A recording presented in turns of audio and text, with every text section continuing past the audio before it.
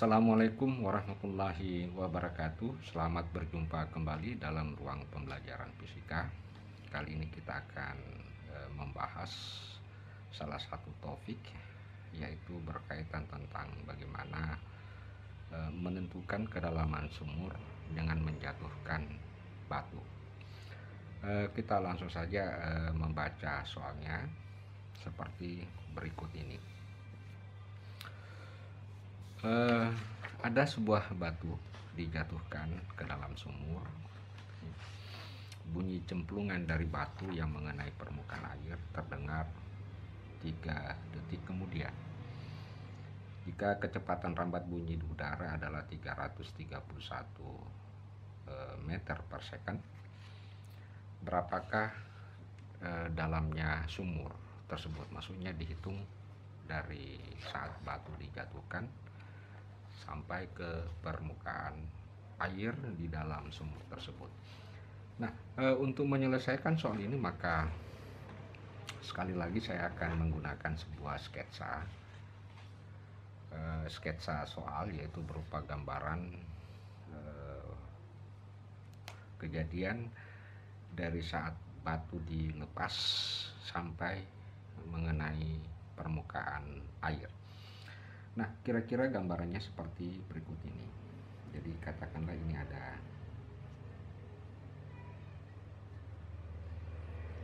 sumur.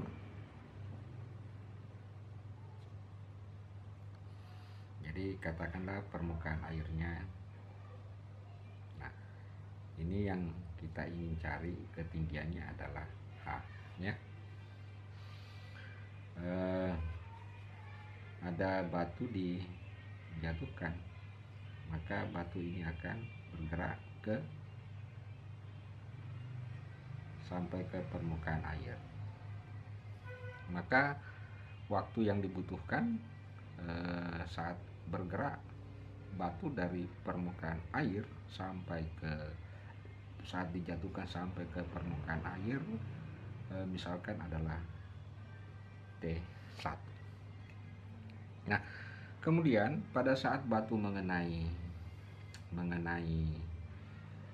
permukaan air, maka akan ada gelombang bunyi yang merambat dengan kecepatan V, ya, dengan kecepatan V sampai ke pengamat. Maka katakanlah waktu yang dibutuhkan untuk gelombang bunyi sampai ke pengamat adalah T2. Maka dari sini kita bisa ketahui bahwa sebenarnya 3 detik itu, jadi bunyi cemplungan dari batu yang mengenai permukaan air terdengar 3 detik kemudian, artinya 3 detik itu tak lain adalah T1 ditambah dengan T2. Oke. Jadi bisa kita tuliskan bahwa dari keterangan soal maka kita bisa tuliskan bahwa T itu sama dengan T1 ditambah T2, ya. T1 ditambah T2. Misalkan kita sebutnya sebagai persamaan pertama, di mana T1 itu adalah waktu yang dibutuhkan batu untuk sampai ke permukaan air, sedangkan T2 adalah waktu yang dibutuhkan untuk gelombang bunyi saat terjadi bunyi di permukaan air hingga ke atas, itu adalah T2. Sedangkan T itu adalah waktu total setelah batu dijatuhkan hingga terdengar kemudian selama 3 detik. Nah, dengan demikian kita bisa ketahui bahwa T itu adalah sama dengan 3 detik. Namun demikian untuk kasus ini kita belum bisa memasukkan T 3 detik tersebut, karena yang kita ingin menentukan adalah berapa nilai H. Nah, oleh karena itu pertama kita tinjau dulu untuk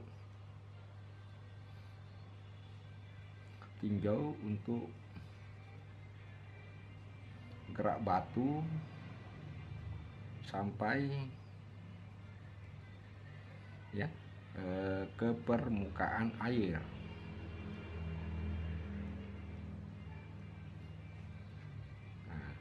itu ternyata dia menggunakan gerak jatuh bebas, yaitu tak lain adalah H sama dengan 1/2 GT 1 ya, GT 1 pangkat 2, sehingga kita dapatkan T1 itu adalah 2H per G pangkat 1/2. Nah, kemudian kita tinjau. Nah, kemudian kita tinjau kembali untuk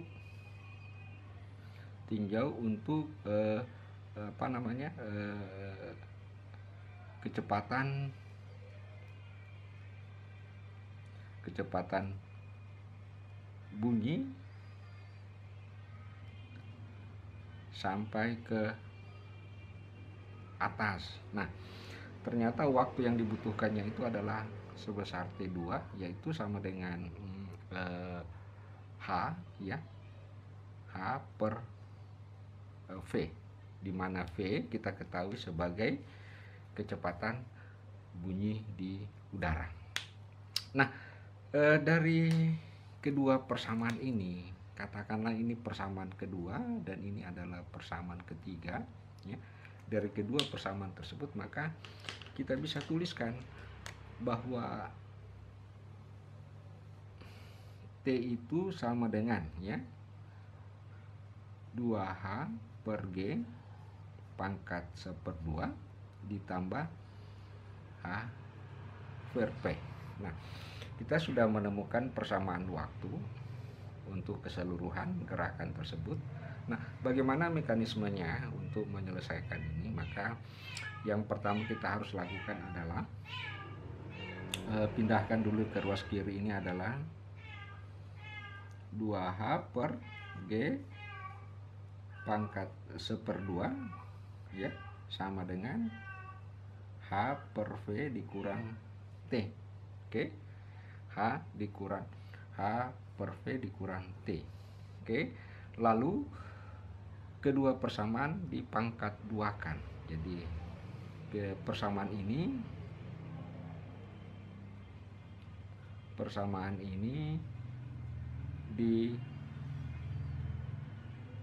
dipangkat duakan untuk menghilangkan faktor akarnya, dipangkat duakan untuk menghilangkan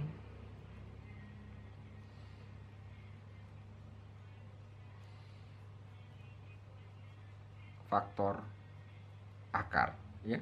Jadi kita pangkat duakan untuk menghilangkan faktor akar, sehingga kita dapatkan hasil seperti 2H per G ya. Kalau saya pangkat duakan ini ya, maka hilang pangkat 1/2-nya, jadi tinggal H per V kurang T pangkat 2. Nah, kita simpan ini sebagai persamaan 3.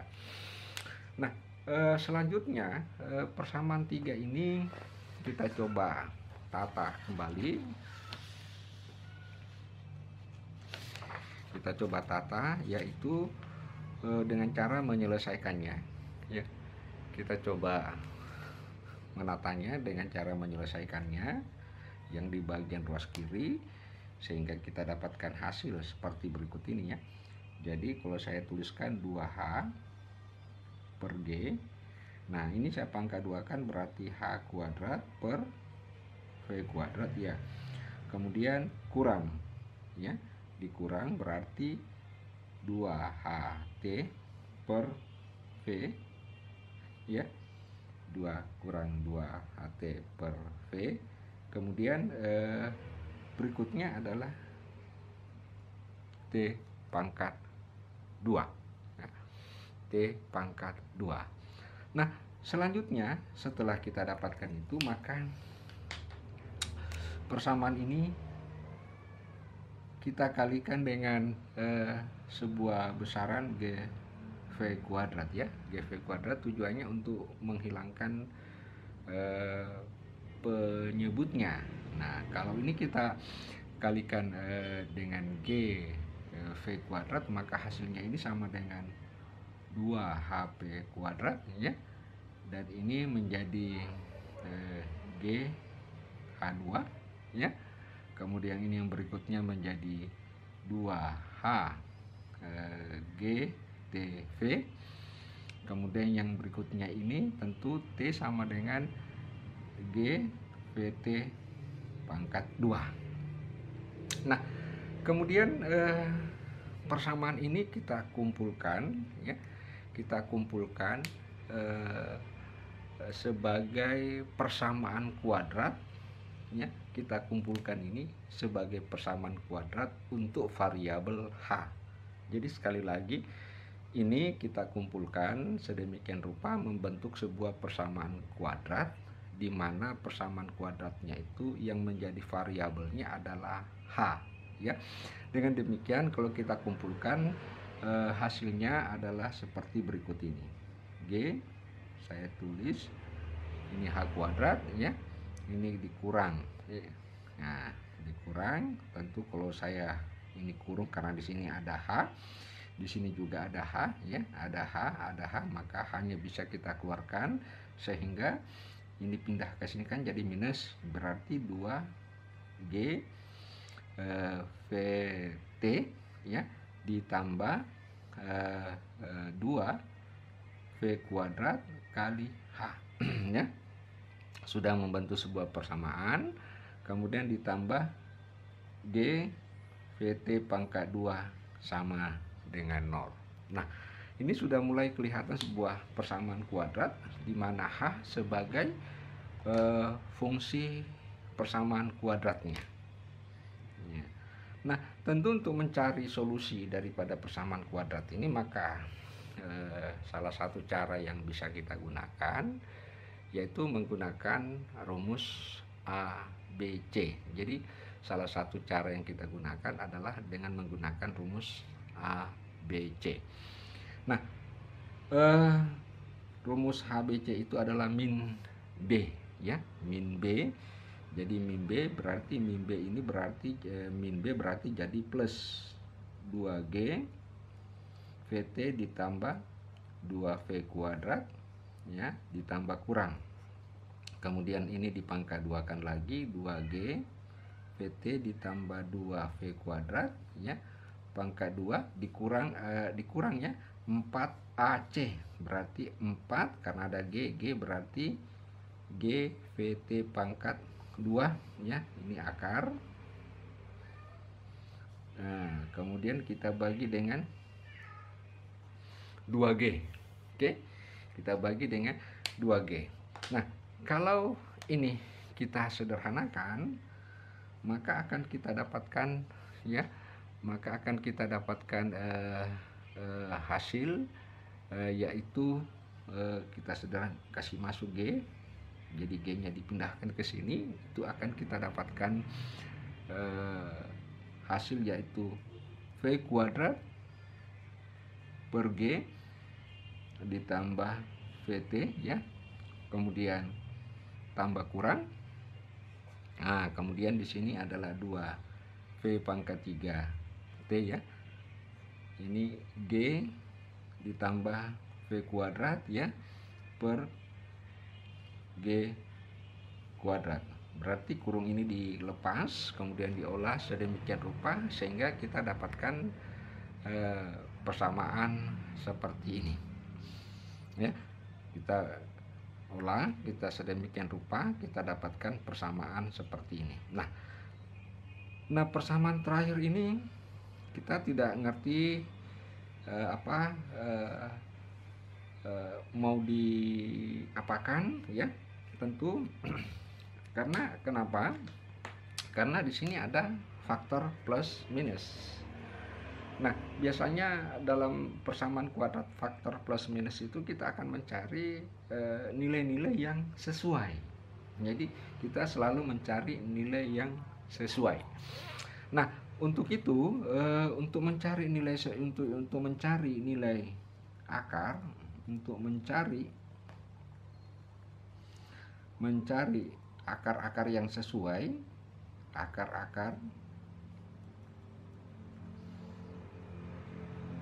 yang sesuai, maka kita tes dengan memasukkan nilai T sama dengan 0 ya.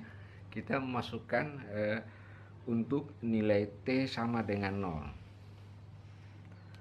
Nah, sehingga kalau kita masukkan untuk nilai T sama dengan 0, maka katakanlah ini persamaan 4, ya, persamaan 4.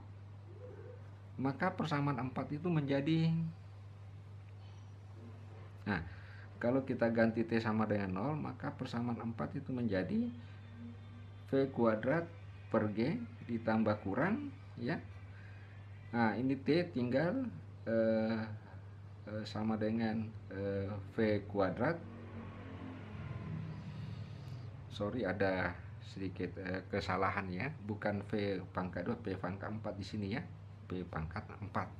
Jadi ini P pangkat 4, ya. Karena ini ada 2 pangkat 2, berarti V pangkat 4 hasilnya di sini. P pangkat 4. Berarti ini tinggal, kalau ini T-nya sama dengan 0, berarti tinggal V pangkat 4 per G pangkat 2. Nah, sehingga kalau kita buka akarnya, tambah kurang sama dengan V kuadrat per G. Ini sama dengan H. Nah, apa artinya bahwa T sama dengan 0? Nah, secara matematis, bahwa untuk kita pilih T sama dengan 0, maka H juga harus sama dengan 0.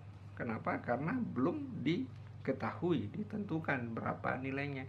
Oleh karena itu, syarat terjadinya hanya sama dengan 0 apabila, jadi syarat agar H sama dengan 0, maka yang negatif yang sesuai. Kalau kita ambil plusnya berarti nilai H-nya ada, ya.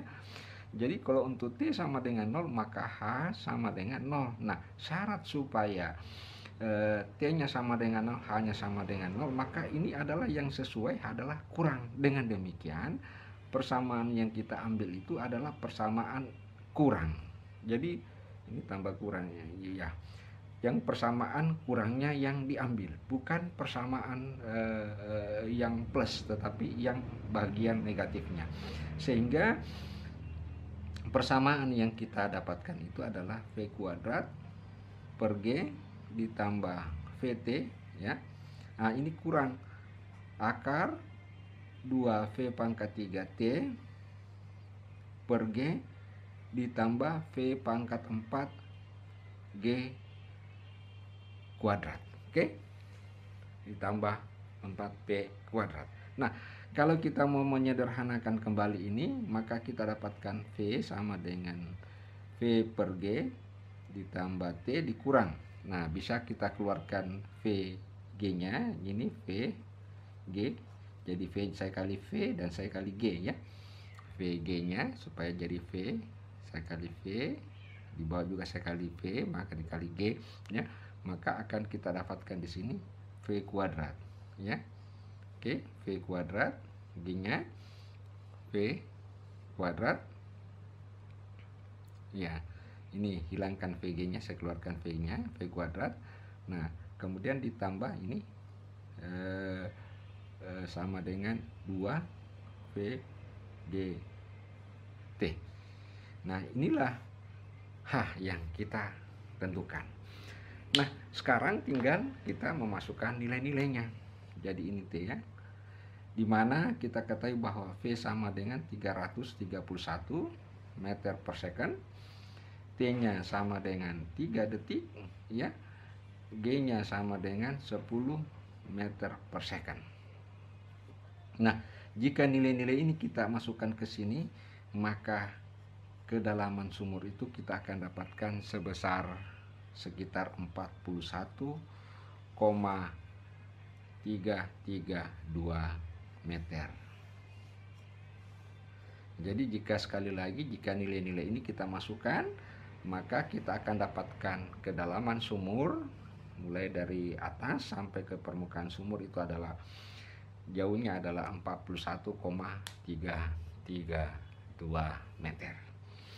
Baik, saudara sekalian, demikianlah penjelasan bagaimana mekanisme menentukan kedalaman sumur dengan menjatuhkan batu mengcombine antara gerak vertikal dengan gerak gelombang bunyi.